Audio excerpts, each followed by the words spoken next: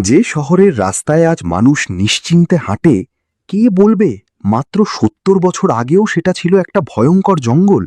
আর আজ এটাই ভারতের অন্যতম বড় শিল্পনগরী।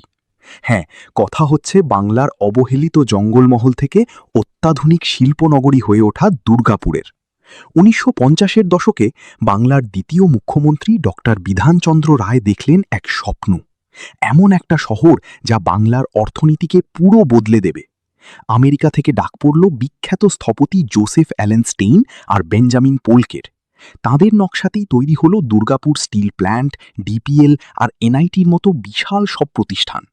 দামোদরের অবিরাম বন্যাকে বশে এনে গড়ে উঠল এক আধুনিক ইতিহাস।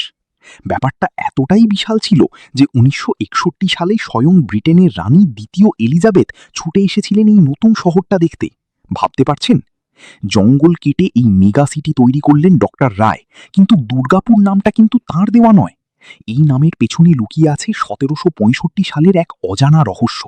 আপনি কি জানেন দুর্গাপুর নামটা আসলে কার নাম থেকে এসেছিল? দেখি কতজন বাংলার সঠিক ইতিহাস জানেন। ফটাফট কমেন্টে আপনার উত্তর দিন।